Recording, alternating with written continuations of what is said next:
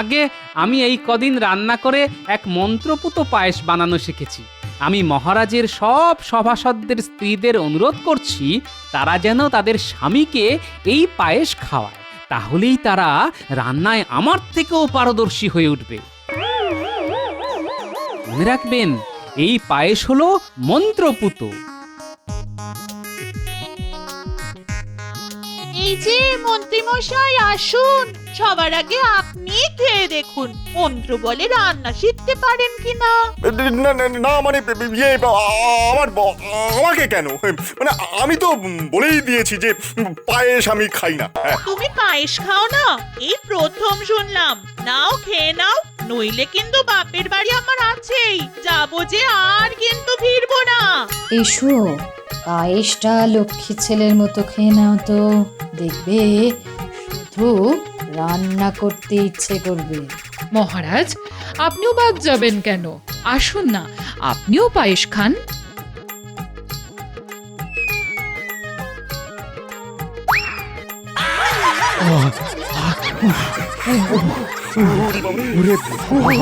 ওরে বাবা রে, কি ঝাল! কি ঝাল রে, মরে গেলাম রে, চলে গেল চলে গেল চলে গেল। জল খাবো, কি ঝাল, কি ঝাল! ওরে বাবা রে, কি ঝাল!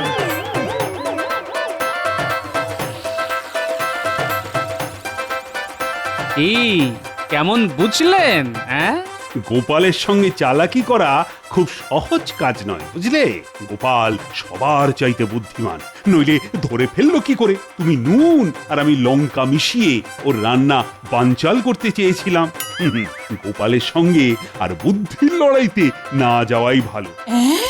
তার মানে আপনারা সবাই মিলে গোপালের পেছনে লেগেছিলেন?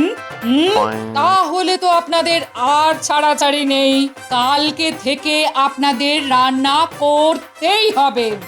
মহারাজ, আপনার কোনো ছাড় নেই। হায় হায় হায়, কি বিপদে পড়লাম!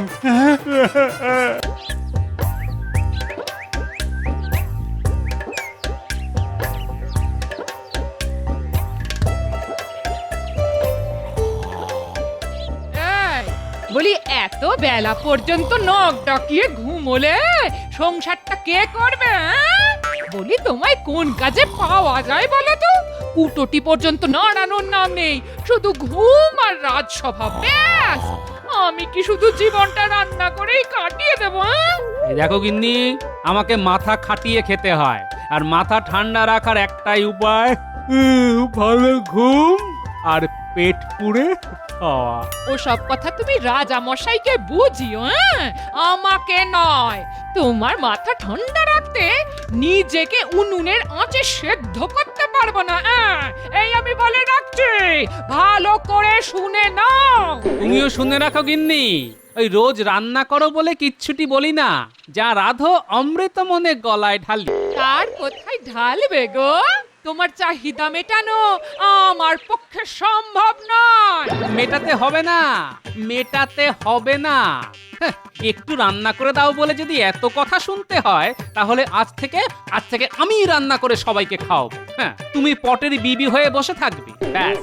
এটাই তো বলতে চাইছো? হ্যাঁ, তাই হবে এবং আজ থেকে। এই কথাটা যেন মনে থাকে। হ্যাঁ, পরে আমায় বলতে এসো না।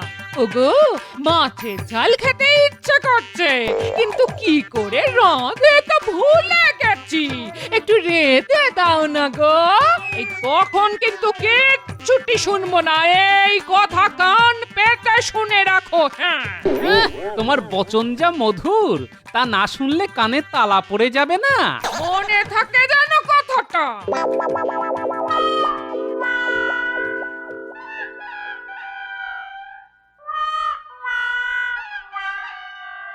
কি ব্যাপার বলো তো মন্ত্রী, গোপাল আজ এলো না কেন? কিছু জানা আছে নাকি তোমার? ব্যাপার আবার কি? গোপালের যা কাজ তাই করছে, খেয়ে দিয়ে ঘুমোচ্ছে। হ্যাঁ, ঘুমোচ্ছে? আরে খবর নাও, খবর নাও। এটা কি মস্করা হচ্ছে? আজ বাদে কাল রাজপুত্রের বিয়ে, আমার রাতে ঘুম হচ্ছে না, আর উনি ওদিকে বাড়িতে নাক ডাকিয়ে ঘুমোচ্ছে। এত কাজ পড়ে রয়েছে, করবেটাকে শুনি।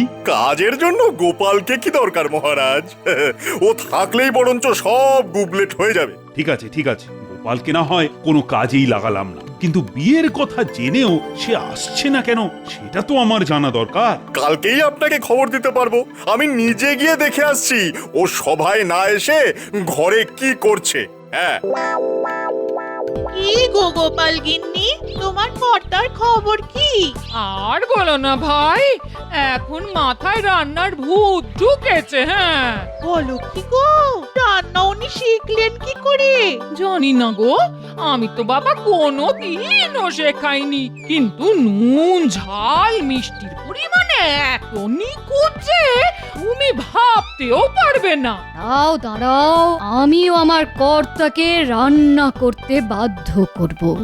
দিনের পর দিন তো এটা চলতে পারে না। আমরাই শুধু রেঁধে যাব আর ওনারা বসে বসে খাবেন।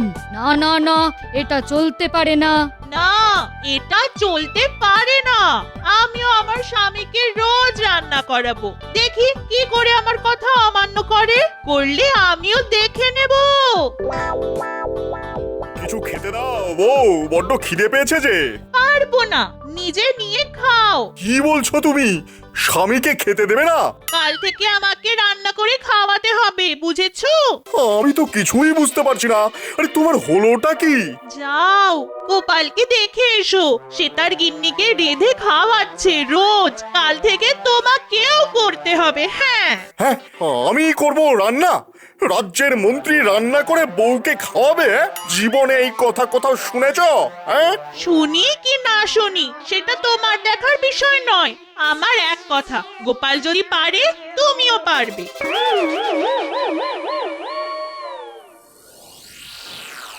কি মন্ত্রী, গোপালের কোনো খবর পেলে? মহারাজ, গোপাল নাকি রাজসভায় না এসে বাড়িতে সবাইকে রান্না করে খাওয়াচ্ছে। হ্যাঁ?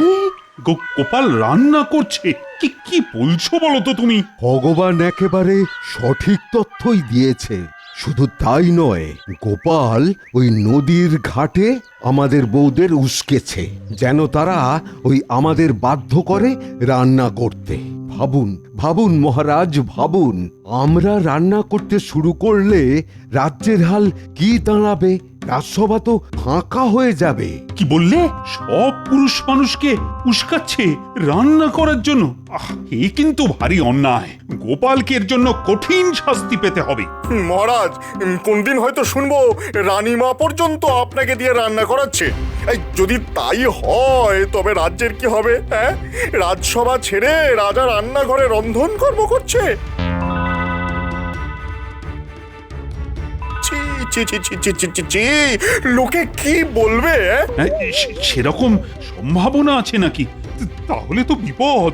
বিপদ বলে বিপদ, তার চাইতে গোপালকে আপনি ওই রাজ্য থেকে তাড়িয়ে দিন, তাহলেই আমাদের রক্ষা। না না, তার আর দরকার নেই। গোপালকে শায়েস্তা করার একটাই পথ আছে। কি সে পথ? সামনেই রাজপুত্রের বিয়ে।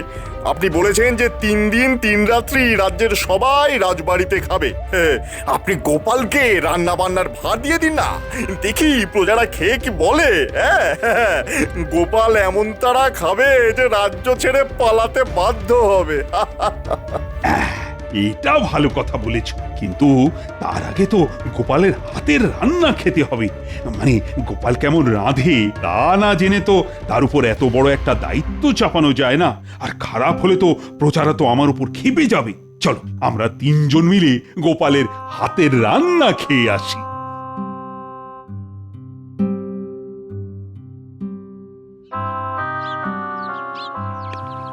আরে মহারাজ, আপনি স্বয়ং আমার বাড়িতে, কি ভাগ্য আমার। শুনলাম তুমি নিজের হাতে রান্না করছো, আর আমরা সেই খাবার থেকে বঞ্চিত হব, তা তো হতে পারে না।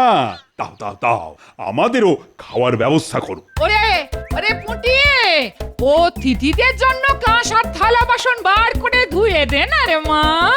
না না, এমনি বাসনই দাও। আমরা তো শুধু একটু চেখে দেখব যে গোপাল কেমন রাঁধে। তাহলে এই কলা পাতাতেই দিই। বাহ বাহ বাহ বাহ, বাহ বাহ বাহ, কি অপূর্ব রান্না। রাজবাড়িতেও এমন রান্না হয় না। আরে গোপাল, তুমি তো একেবারে পাক্কা রাঁধুনি। তা তোমার এই গুণের কথা তো আমার জানা ছিল না গোপাল। আহা! গোপালের রান্না যেন অমৃত সমান। মহারাজ, আপনার পুত্রের বিয়ে উপলক্ষে যে ভোজের আয়োজন করা হয়েছে তার রান্নার ভার গোপালকেই দিয়ে দিন না, সবাই খেয়ে একেবারে ধন্য ধন্য করবে। হ্যাঁ,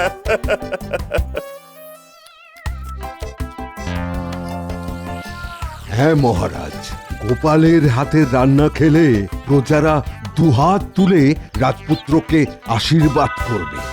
কথাটা তো খারাপ বলনি তোমরা। কি গোপাল, রাজি তো? 3 দিনের রান্না, প্রথম দিন আইবুড়ো ভাত, পরের দিন দুপুরের খাওয়া, আর বধূবরণের দিন রাত ও দিন।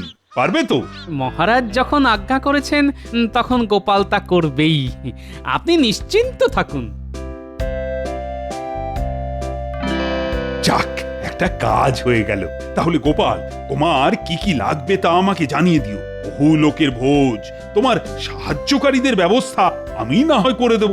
না মহারাজ, লোকজন আমি ঠিক করে নেব, তা নিয়ে আপনি চিন্তা করবেন না।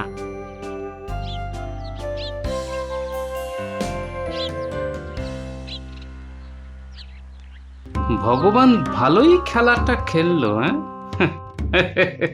ঠিক আছে, আমার নামও গোপাল।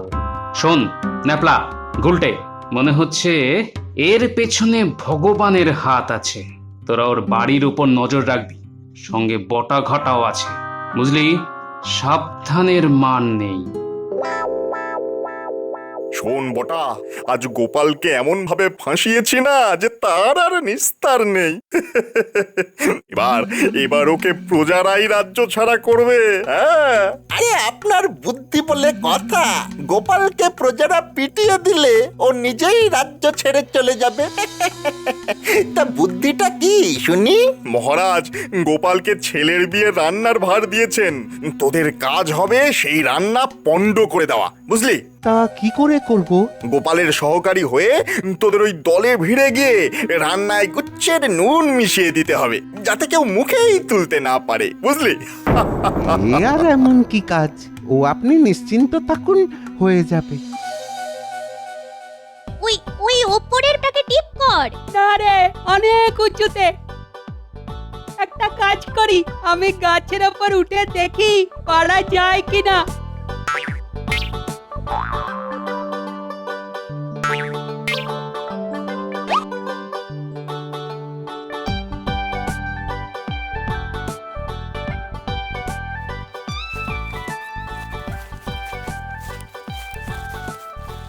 পুটি, নাফলা, বটা ঘটা আসছে।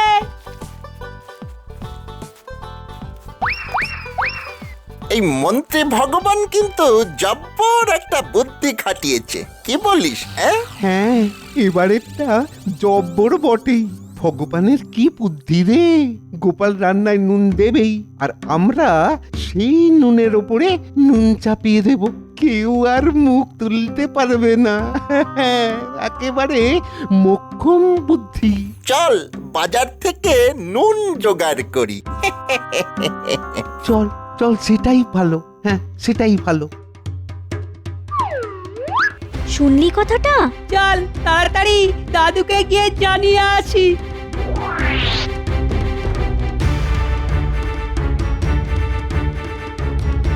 কিরে, এত লাফাতে লাফাতে এলি? কোনো খবর আছে নিশ্চয়ই। আচ্ছা দাদু, বটার ঘটার মুখ থেকে নিজের কানে শুনে এসেছি। তাহলে দেরি করছিস কেন? তাড়াতাড়ি বলে ফেল। ও, এই বুদ্ধি খাটিয়েছি? এটা কোনো বুদ্ধি হলো? আমরা জানি দাদু, বুদ্ধিতে যে ভগবান তোমার কাছে বাচ্চা, তার অনেক প্রমাণ তো পেলাম। তবে এই খবরটা আমার জানা খুব দরকার ছিল।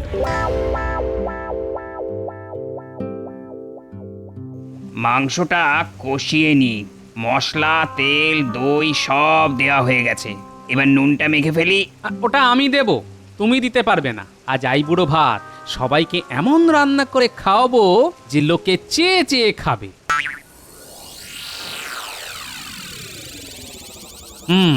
বুঝেছি, এরা ভগবানের লোক। বেটাদের আগে কখনো দেখিনি, নিশ্চয়ই নুন মেশাতে এসেছে। আচ্ছা আমিও গোপাল, হে, দেখি তোদের কত বুদ্ধি।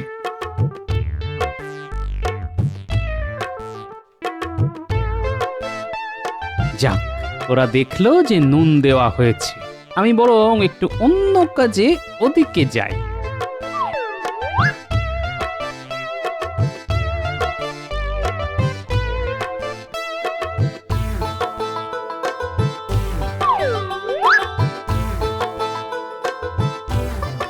গোপাল এখন নেই, এই সুযোগ। চল মাংসে নুন দিয়ে আসি। বেশ করে ঢালবি, কেমন? তুই চিন্তা করিস না, আমি আমি আমার কাজ ঠিকঠাক করেই করব, কিচ্ছু চিন্তা করিস না।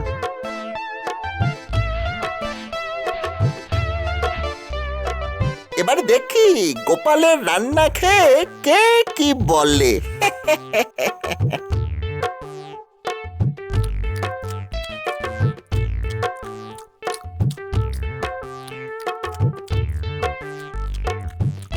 কি গো, কেমন রান্না হয়েছে? মহারাজ, এমন রাঁধুনি আপনি কোথায় পেয়েছেন? মনে হচ্ছে যেন স্বর্গ থেকে ধরে নিয়ে এসছেন। আহা হা হা হা, যা খেলাম তা সত্যি বলছি মহারাজ, জীবনে কখনো খাইনি। কে রাঁধলো বলুন তো? এমন রাঁধুনি আমাদের রাজ্যে আছে বলে তো জানতাম না। রাঁধুনিকে জানো? আরে আমাদের গোপাল, ও যে রান্নায় এত ভালো তা আমিও জানতাম না। ধন্য গোপাল মহারাজ, গোপালের বুদ্ধির কথা জানতাম, কিন্তু রাঁধুনি গোপালের খোঁজ পেলাম আজ।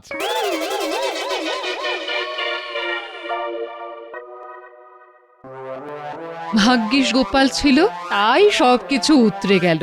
আমার মনে হয় রান্নাটা সব পুরুষেরই শিখে রাখা দরকার। হ্যাঁ, তার মানে আমাকেও শিখতে হবে? হুম। আজ না বাবা, বড্ড খাটাখাটনি গেছে রানী। কাল না হয় রাঁধুনি বানানোর কথা শুনবো। তোমার কথাই ঠিক ভগবান, গোপালের ঘাট থেকে রান্নার ভূত নামাতে হবে। সেটা কোনো ব্যাপারই না। বিয়ের দিন দুপুরে রান্নায় এমন ঝাল মিশিয়ে দেব যে গোপালকে ছিঁড়ে খেয়ে নেবে প্রজারা। তাই করো ভগবান, নইলে আমায় যে রাঁধুনি হতেই হবে। কি আহামক রে তোরা, নুন বেশি করে মেশাতে পারলি না? হ্যাঁ, আরে গোপাল যে নুন একেবারেই দেয়নি তা জানবো কি করে?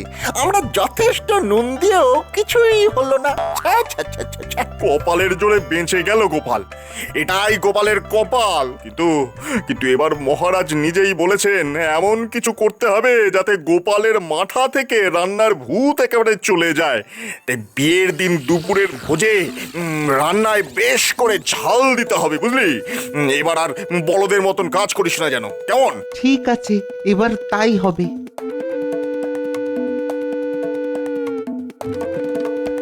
শুনলি, এবার ঝাল মেশাবে, এক্ষুনি দাদুকে তা জানাতে হবে। চল চল।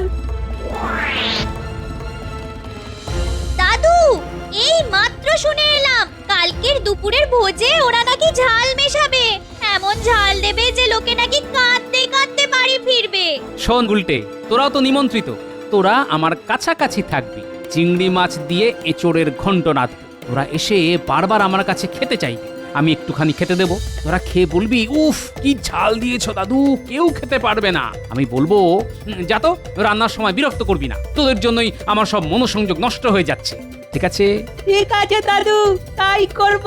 আর নজর রাখবি বটা আর ঘটা কোথায় আছে। ওরা রান্নার কাছে এলেই তোরা চলে আসবি, বুঝেছিস? বুঝেছি বুঝেছি।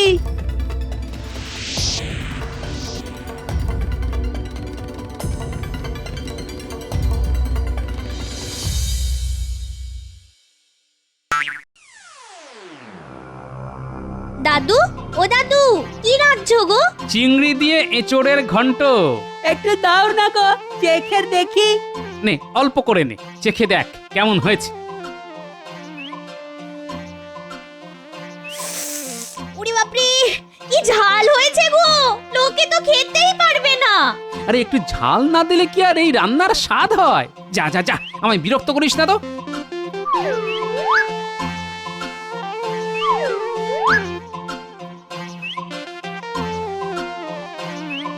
চল রে ঘটা, এবার ঝাল ঢালার সময় হয়ে গেছে। এমনিতেই ঝাল বেশি হয়েছে। হ্যাঁ, এবার যা ঢাললাম তাতে আর কাউকে ওই খেতে হবে না। সবাই পুকুরে ঝাঁপাবে, জলে চুবে থাকবে এক বেলা।